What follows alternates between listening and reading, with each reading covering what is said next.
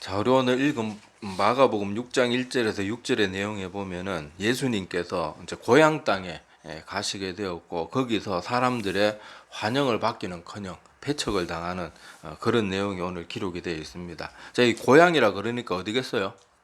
예, 나사렛이죠. 예수님께서 태어난 곳은 베들레헴이지만은 잠깐 피신했다가 다시 오셔가지고 계속 크고 자랐던 곳은 이 나사렛입니다. 그래서 사람들이 예수님 부를 때 뭐라 그래요? 베들레헴 예수를 안 그러고 나사렛 예수라 그러죠. 예, 그래서 여기 고향 거기 나사렛으로 돌아가셨는데, 자 거기서 보니까 사람들이 이 예수님에 대한 선입견과 편견 때문에 생명의 주님을 배척하는 그런 모습을 볼 수 있습니다. 그리고 예수님이 거기서 아무 능력도 행하지 않고 그냥 초라한 몰골로 있다가 그냥 가서 그렇게 하면 이해라도 하겠는데, 오늘 말씀에 보니까 어떻게 했다고 나와요? 회당에서 사람들을 가르쳤다. 그리고 들은 사람들은 반응이 어땠어요? 막 듣고 놀랄 정도로, 와, 이 대단하거든요. 근데 예수님이 여기서만 그런 게 아니고 어딜 가나 예수님의 말씀을 들었던 사람들의 공통적인 반응은 다 놀랐어요. 야, 도대체 저런 권능이 어디서 나오냐? 우리가 바리새인이나 서기관들의 설교도 많이 들어봤는데 그런 사람들하고는 요즘 말로 차원이 다르다. 그렇게 느낄 정도로 사람들이 다 놀랐습니다. 자, 그리고 2절 그 뒷부분에 보면 그 손으로 이루어지는 권능이 어찌 됨이냐. 자, 이렇게 말하는 거 보면 말씀만 능력 있게 전한 것뿐만 아니라 거기서도 예수님의 권능이 나타났던 것 같아요. 뭐 병자들을 고쳤다든지 뭐. 그러니까 여기 보니까 사람들이 듣고 놀라 이르되 이 사람이 어디서 이런 걸 얻었는지, 표현이 좋게 돼 있어 이 사람이죠. 아이고 좀 가난한 목수 아들내미가 어쩌다 저래 됐어 막 이런 식인 거죠, 그죠? 그래서 이 사람이 받은 지혜와 그 손으로 이루어지는 이런 권능이 어떻게 된 것이냐, 지들끼리 막 웅성웅성하고 그래요. 그러면은 자기들이 분명히 눈으로 보고 들었잖아요. 그 권능도 보고 말씀의 능력도 레벨이 틀리다는 걸 알았잖아요. 그러면 아, 저 사람이 이제 큰 뭔가 정말 대단하게 변화됐나 보다 뭐 그러면서 받고 자기 것으로 소유할 줄 알아야 되는데, 오늘 말씀해 보니까 어떻게 말합니까 사람들이? 야, 이 사람이 여기 딱 나오죠. 3절에 보면 이 사람이 마리아의 아들 목수가 아니냐. 옛날이나 지금이나 뭐 목수는 그렇게 막 귀족들이나 막 잘 배우고 막 이렇게 똑똑한 사람들이 가진 직업이 아니고 일반 서민들, 가난한 사람들이 가지는 그런 직업이기 때문에 그때 당시에도 여기에 목수의 아들이라고 말하는 표현은 아이고 목수 아들이니까 성실하게 살고 있구나 이런 표현이 아니고, 아이고 저 가난뱅이 저 요셉 그 목수집 그 맨날 저 톱밥이나 뭐 덮어 쓰고 앉아 있는 뭐 그런 집 아들내미 아니냐 이런 식으로 무시하는 그런 표현이거든요. 그래서 목수의 아들이 아니냐. 그러고는 또 하는 말이 아이고 쟤들 동생들 요셉 유다 시몬 다 우리하고 지금 같이 살고 있고 그 여동생들도 지금 우리하고 다 같이 우리 이 동네 같이 살고 있는데 아이고 자가 갑자기 왜 저러나 이런 식으로. 여기 성경이니까 곱게 적혀 있는 거지 그 웅성거리는 사람들이 좋은 표현을 쓰겠냐고요. 야, 저 가난한 목수 아들내미 저거 갑자기 왜 저러나.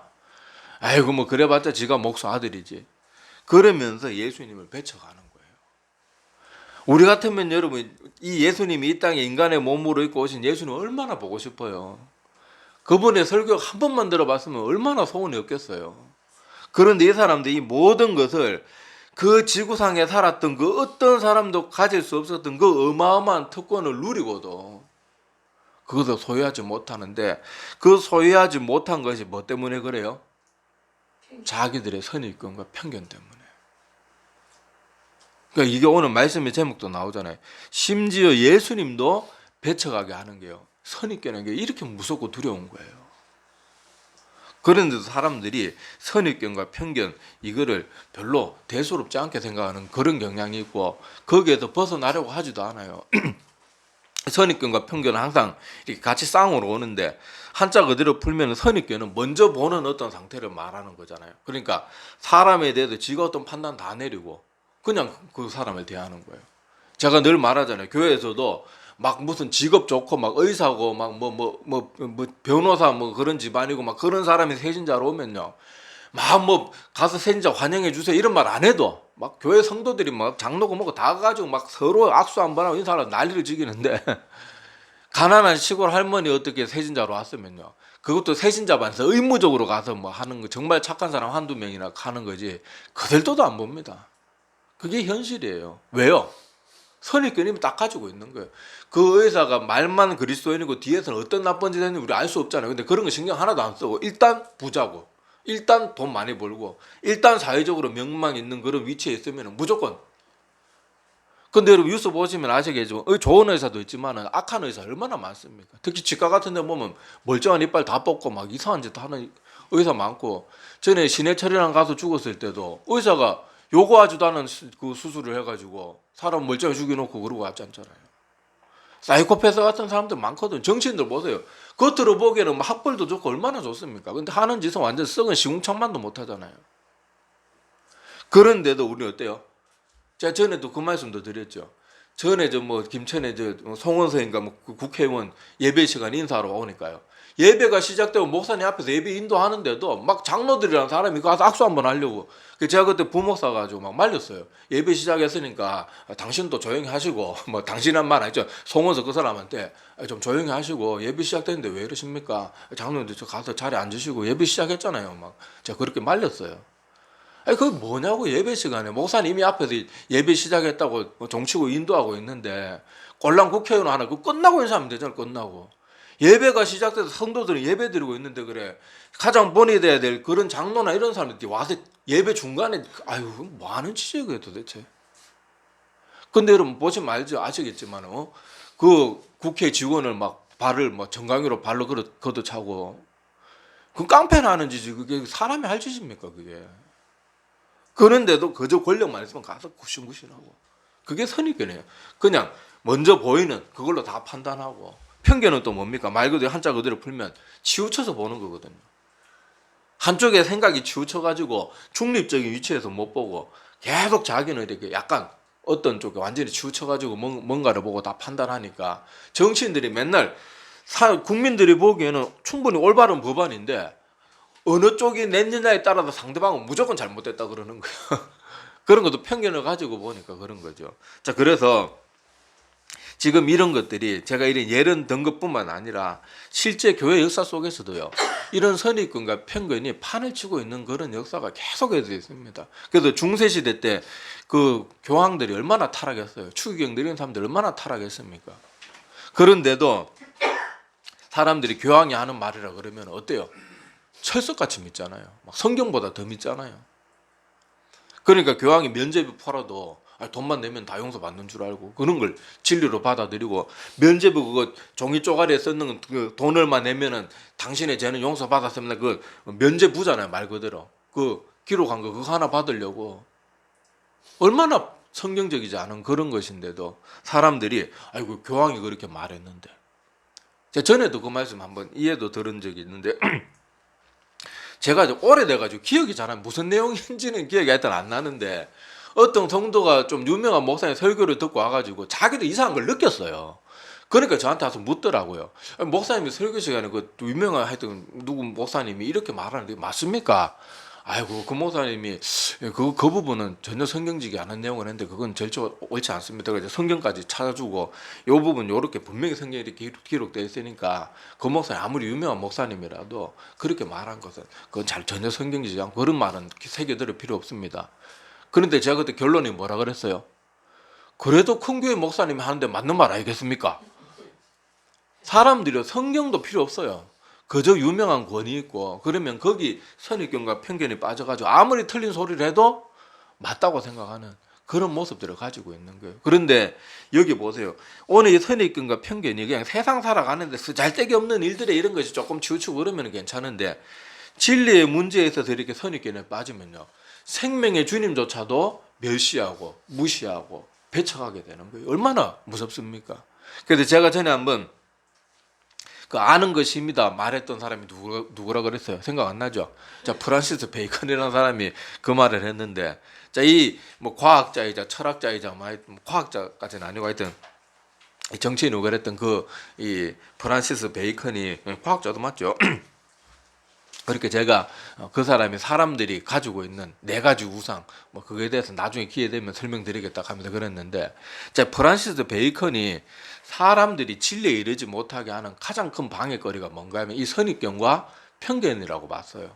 그래서 네 가지 사람들이 흔히 빠져 있는 네 가지 선입견과 편견에 대해서 우상이라는 표현을 쓰면서 네 가지를 지적을 했는데, 자, 그게 뭔가 하면은, 자, 이거 잘 들어두세요. 우리 인간들이 흔히 잘 빠져 있는 그런 편견이기 때문에 이건 상식적으로 알고 있어도 도움이 됩니다. 자, 첫 번째는 종족의 우상입니다. 이거는 우리 인간이라는 종족이 공통적으로 갖고 있는 그런 편견인데, 자, 이게 뭔가 하면은 모든 것을 인간 위주로 생각하는 거예요. 그러다가 보니까 생기는 오류, 그런 것들을 말하는데, 자, 예를 들면은 사람들이 나무가 춤추고 새가 노래한다. 이거 어디까지나 우리 인간의 기준으로 그렇게 생각하니까, 여러분, 나무가 춤을 추나요, 안 추나요? 못 추죠. 바람 부니까 흔들리는 거지. 그게 뭔 춤이에요. 새가 노래합니까? 뭐 4분의 4박자, 8분의 6박자 뭐 알아요? 뭐 음정 박자 뭐 도레미파 솔라시도를 아나요? 뭐 우리나라는 공상각치고 뭐 그런 거 아는 거 아니잖아요. 그저 그냥 걔들은 구호에 활동하거나 친구들을 부르거나 하기 위해서 그냥 본능적으로 짹짹거리는 거지. 걔들이 뭘 알아가지고 뭐 노래하는 게 아니거든요. 근데 사람들이 거기에 자꾸 인간적인 생각을 개입시키는 거예요. 그래서 나무가 흔들리면 나무도 기뻐서 춤을 추는구나. 뭐 새가 노래하는구나. 물론 뭐 문학적으로 아름다운 표현을 그렇게 하는 건 괜찮은데, 이 예를 들어서 그렇다는 거예요. 모든 것을 인간적인 잣대로 생각하다가 보니까 뭐 어떤 있는 그대로 봐야 될 것조차도 자꾸 인간의 감정이나 우리의 그런 판단, 인간의 그 판단력이 얼마나 한계가 많아요. 그런 걸로 자꾸 생각하다 보니까 엉뚱한 오류가 생기는 거예요. 막 천동설 이런 거 원래 지구가 도는데 막 천체가 다 돌아가고 우리 지구는 모든 우주의 중심이라고 그러고 그러는 것들이죠. 자, 그리고 두 번째는 동굴의 우상이라고 말합니다. 동굴의 우상. 자, 동굴의 우상은 우리나라 속담에도 똑같은 표현이 있어요. 이게 우물안 개구리예요. 우물안 개구리. 여기도 동굴에 우물안 개구리는 뭡니까? 우물 속에 살고 있는 개구리는 하늘을 보면은 어떻게 보여요? 동그란 거 우물 입구만큼밖에 안 보이고, 아이고 하늘은 요만큼밖에 안 되는구나. 개구리가 그렇게 생각하는 거예요. 왜냐하면 거기를 못 벗어나니까. 이 동굴의 우상도 마찬가지예요. 동굴 속에 있는 사람이 바깥 경치를 볼 때는 뭐만 보이겠어요? 동굴 입구만큼만 보이는 거예요. 그래서 동굴의 우상은 뭔가 하면요, 사람들이 자기들이 살아온 경험이나 교육 환경, 뭐 자기들이 뭐 겪었던 이런 일들을 통해서 이 시선이 좁아져 가지고 더 넓은 걸 못 보고, 보여줘도 깨닫지를 못하고 알려고 하지도 않고 그냥 계속 자기 동굴 속에 우물안 개구리처럼 계속 그렇게 살아가는 거, 그것이 또 여기서 말하는 베이컨이 말하는 동굴의 우상이라는 그런 편견입니다. 자, 그리고 시장의 우상이라는 것이 또 있는데, 시장의 우상이 뭔가 하면, 시장은 어떤 곳이에요? 수많은 사람들이 모여가지고 뭐 무식한 사람이고 뭐 이런 사람이고 온갖 사람들이 모여가지고 언어를 만드는 데 통용되는 언어가 있는데, 그 언어가 정확하지가 않고 모호하고 애매모호하고 이렇게 뭐 제대로 올바른 정보도 아니고 막 뜬소문도 왔다 갔다 하고, 그래서 이게 시장의 우상은요, 이 사람들이 잘못된 언어를 사용한다든지 잘못된 정보를 오고 하는 그런 상황 가운데서 생기게 되는 그런 편견을 말합니다. 그래서 이 시장의 언어는요, 과학자들이 쓰는 언어처럼 정확하지가 않아요. 과학자들은 어떤 뭐 이렇게 과학 실험이나 대상을 설명할 때 사람들 사이에 오류가 없어야 되니까 정확한 표현과 정확한 단어들을 씁니다. 근데 일반적으로 우리 사람들은 그 과학자들처럼 정확히 어떤 표현을 안 쓰잖아요. 지금 덥다 그러면은 어떤 사람은 더울 수도 있고 어떤 사람은 지금 이게 약간 시원할 수도 있거든요. 근데 과학자들은 딱 뭐라고 말합니까? 지금은 28.4도다. 이거 온도가 있는데 28.4도다. 뭐 이렇게 말하지. 과학자들은 정확하게 말하는데, 시장언어, 일반적인 사람들은 표현을 사람마다 다 틀릴 수 있거든요. 가령 어디가 습하다. 어떤 사람의 피부가 막 건조한 사람은요, 조금만 건조해도 막 그 건조를 더 뚜렷하게 느낄 수 있고, 막 또 조금만 찝찝한 거 못 참는 사람은 별로 안 습한데도 조금만 습해도 습하다고 느낄 수 있는데, 이게 습도가 얼마다 이렇게 말하는 게 아니고 사람마다 기준이 다 틀리니까, 분명히 어떤 사람은 덥다 그러고 어떤 사람은 습하다 그랬는데 내가 와보니까 덥지도 않고 습하지도 않고 그럴 수 있거든요. 그러니까 여기에 막 오류가 생기는 거예요. 그리고 여러 뜬소문들, 예를 들자 그러면은, 제가 치과를 나이 좀 들고 두 군데를 갔는데 다 뭐 잘한다 그래 갔는데 가는 데마다 속아가지고 내가 멀쩡한 사람이고 뽑고 막 진료도 이상하게 막 멀쩡하게 갈아내가지고 막 내진해가지고 막 돈만 쓰고, 그때 제가 막 뭣도 몰라가지고 막 가서 그렇게 바가지만 쓰고 멀쩡한 생리빨 갈아내고 막 그랬는데 그런 것도 보세요. 그냥 여기저기 구체적인 정보도 없는데 그냥 사람들 소문만 듣고 가가지고 그렇게 엉뚱한 일들을 당하고 손해를 당하고, 그래서 이런 것들이 시장의 우상입니다. 자, 그리고 마지막 이 베이컨이 제일 위험한 우상이라고 말했는 게 마지막 극장의 우상이에요. 극장의 우상. 자, 극장의 우상은 뭔가 하면, 자, 극장에서 연극이 뭐 이 베이컨이 16세기 사람이니까 그때는 뭐 영화 같은 건 없잖아요. 연극 같은 거 올라가면은, 자, 극장에서 연극을 하는 사람 배우들은 그 주어진 대본대로만 그렇게 연기를 하고, 우리 보는 사람들은 그 극장에 있는 시간만큼은 그 극장 속의 세계가 진짜인 것처럼 그렇게 바라보고 있잖아요. 자, 그러니까 극장의 우상은 뭔가 하면요, 이 극장에 들어가 있는 배우나 사람들이 그 극장이 그 하나의 세계인 것처럼 거기에 빠져 있듯이, 사람들이 어떤 철학이나 뭐 전통 뭐 이런 것들, 과거에 했던 뭐 어떤 내려왔던 뭐 그런 것들에 빠져가지고 그것에 대해서 맹목적으로 쫓아가는 거예요. 그러니까 과거에 뭐 플라톤이 무슨 말했다, 뭐 아리스토텔레스가 무슨 말했다, 그러면 그 플라톤이나 아리스토텔레스를 좋아하는 사람은 그 사람 철학만 막 주구장창 빠져가지고 막 모든 걸 그 사람이 했는 말로 다 판단하려고 하는 거예요. 뭐 옛날에 우리나라 조선시대 보면 막 우상처럼 섬겼던 게 누굽니까? 공자. 막 그런 사람도 한 말은 막 다 세계에 막 모든 기준이 돼야 되는 것처럼 막. 근데 지금 보면은 맞는 말도 있지만 안 맞는 말도 얼마나 많고, 지금 이 시대하고 안 맞는 말도 얼마나 많아요. 근데 사람들이 그런 어떤 정보, 뭐 어떤 전통, 뭐 어떤 철학 체계, 뭐 아니면 어떤 뭐 사람들이 뭐 유명한 사람이 한 말, 이런 것들을 맹목적으로 무조건 다 받아들이는 거예요.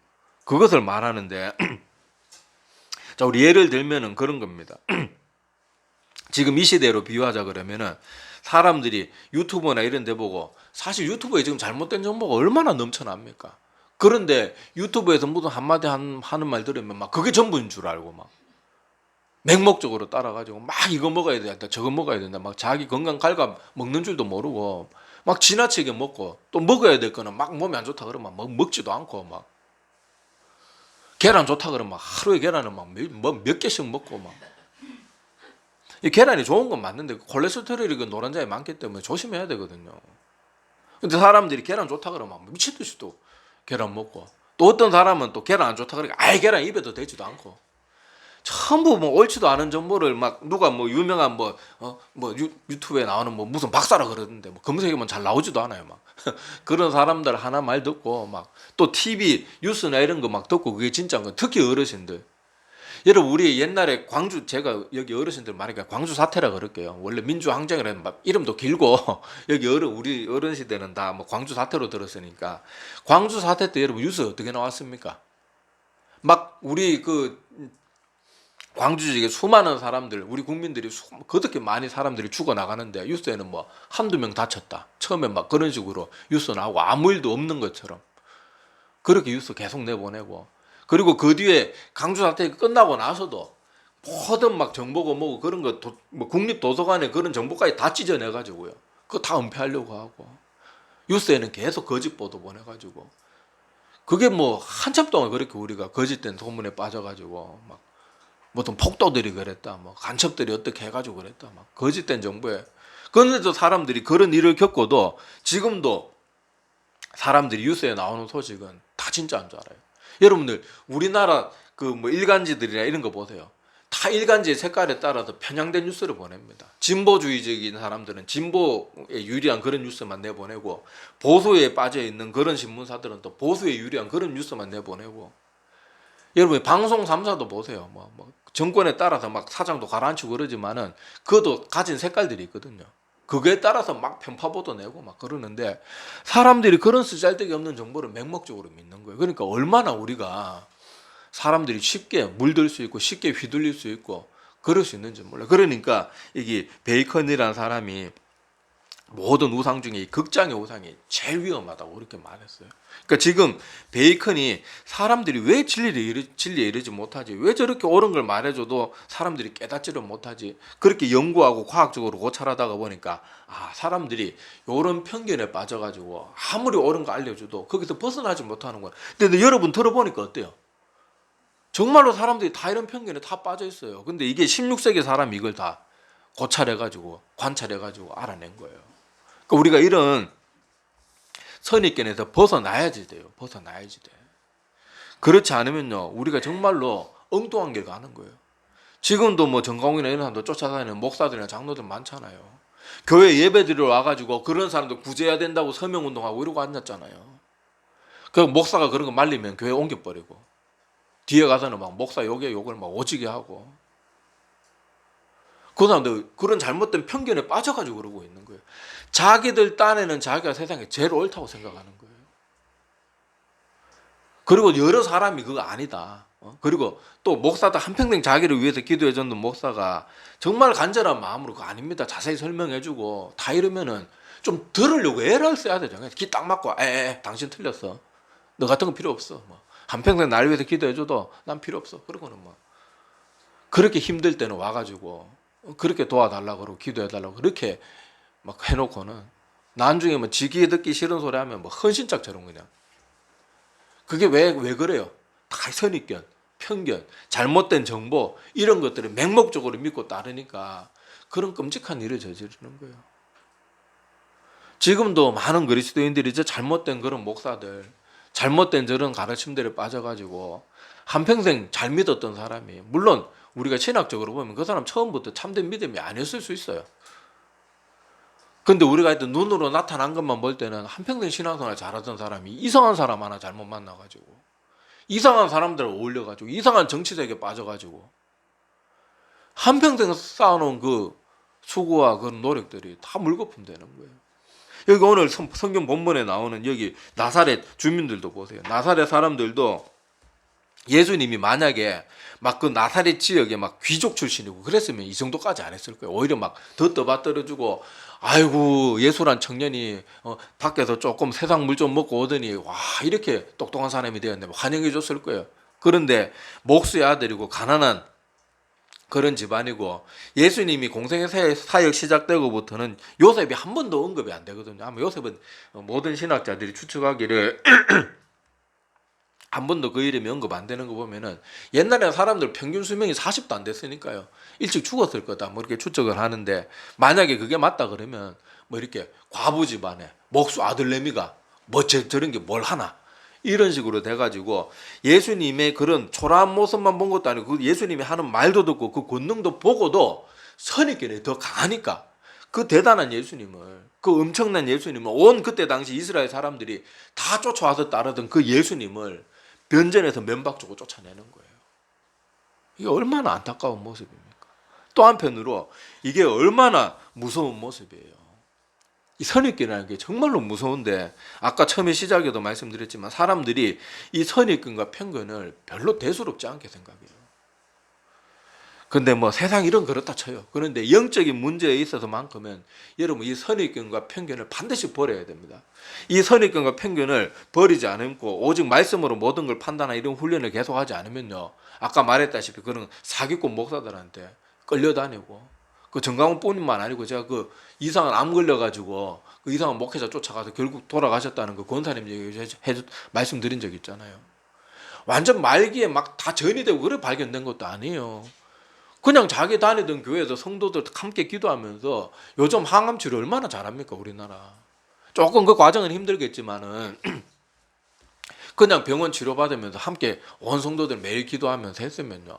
지금도 얼마든지 건강하게 물론 뭐 사람 일이 알 수 없지만은 분명히 나았을 거예요. 그분이 뭐 몸이 약한 분도 아니고.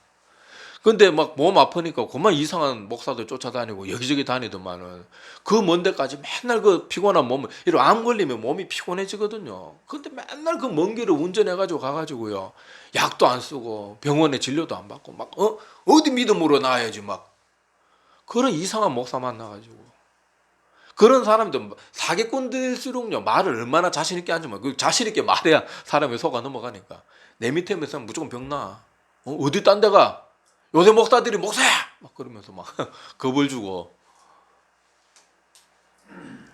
그런데 여러분 그런 선입견, 편견 이런 것들에 온전히 벗어버리지 못하면요. 그런 사기꾼 같은 사람들한테 휘둘리는 거예요. 지금 이 시대에도 여러분이 보시면 아시겠지만은 잘못된 목회자들이 얼마나 많습니까? 아까 제가 처음에 예를 들었던 큰 교회 목사 설교 들으니까 자기도 이상하거든요. 이상하니까 작은 교회, 시골 교회 부목사한테 물어보겠죠. 답답하니까. 그런데도 정작 알려주면은 그래도 큰 교회 목사가 한 말인데 맞겠죠.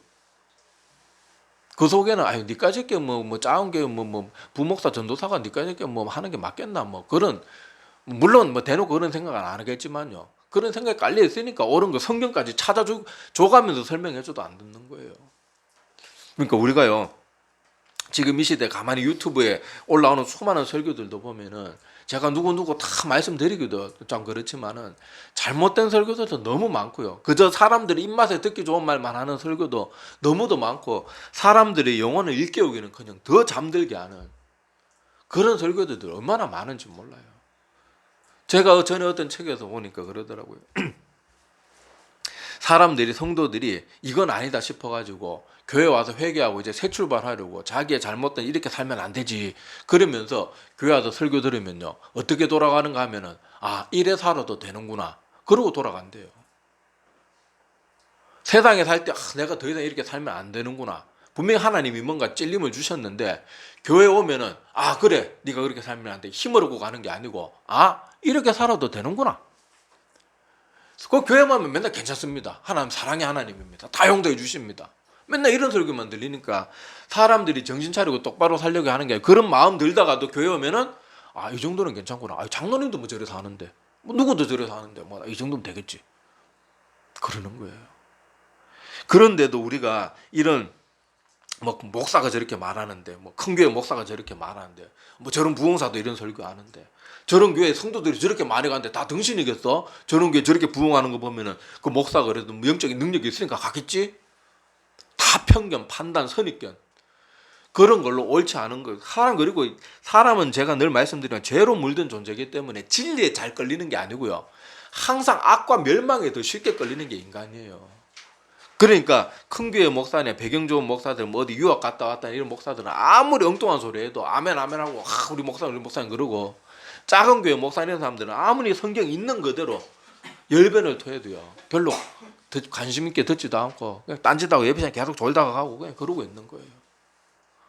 그러니까 우리가 이런 편견에, 이 나사렛 주민들과 같이 이런 편견에 빠져가지고 우리가 생명의 주님을, 그리고 생명의 주님이 주신 그 기회들을 내가 혹시 발로 차버리고 있지는 않는지. 아까도 말씀드렸잖아요. 성도들이 세상을 살면서 나 이렇게 살면 안 되겠는데, 그러면 성경 말씀을 통해서 해답을 얻어야 되는데, 교회 와서 그저 목사들 뭐 귀에 듣기 좋은 말 해주는 그런 목사들도, 유튜브에 사람들이 설교도 그런 설교만 찾아보잖아요. 제가 그랬잖아요. 유명한 목사님들 설교도 뭐 힘을 냅시다, 뭐 주 안에서 뭐 용기를 얻읍시다, 뭐 이런 설교 내용들은 막 조회수가 많은데, 회개, 죄사함 뭐 이런 거는 조회수가 별로 안 나와요. 왜요? 사람들이요 듣고 싶은 것만 들어요. 그런 것들에서 우리가 벗어나야 됩니다. 그래서 우리가 영혼은 하나뿐이 없잖아요. 뭐 우리가 구미호처럼 뭐 영혼이 생명이 9개 있고 뭐 그런 것도 아니고, 한 번뿐인 우리의 인생, 하나뿐인 우리의 영혼이 엉뚱한 길로 가면 안 되잖아요. 그리고 마지못해 막 턱걸이하듯이 그렇게 하는 것도 너무 위험하잖아요. 우리가 넉넉히 구원에 이를 수 있도록 항상 성경 말씀에만 우리가 그렇게 귀를 기울이고, 지금 세상에 너무 잘못된 목사도 많고 너무 잘못된 가르침도 많고 너무 세상이 악하게 흘러가기 때문에 내가 이런 세상이 말하는 모든 편견들에서 진짜 완전히 벗어나야 돼요. 벗어나고 오직 말씀 가운데서 올바르게 주의 길을 가야 됩니다. 그리고 오늘 제가 예로 들었던 프란시스 베이컨은 이렇게 세상을 철저하게 고찰하는 사람이었지만은요, 독실한 기독교인이었어요. 그래서 그 사람은 과학은 과학으로, 성경 하나님을 믿는 것은 성경 말씀으로, 그리고 과학도 결국은 하나님의 말씀을 풀어가는 도구로 그렇게 생각했던 사람이 이 프란시스 베이컨입니다. 우리보다 훨씬 더 똑똑하고 훨씬 더 천재 같은 사람이 이렇게 이 뭔가를 잘 분별해낼 수 있는 분별력을 가지고 그렇게 우리에게 이런 것들을 알려줬던 그 사람이 독실한 기독교인이었다는 것, 그것도 우리가 한번 생각해 볼 필요가 있습니다. 그래서 우리도 참된 믿음을 가지고 이 세상의 편견과 여러 선입견에 휘둘리지 말고 주의 길을 바르게 걸어가고 말씀대로 신앙생활 잘하는 우리들이 되기를 바랍니다. 기도드리겠습니다.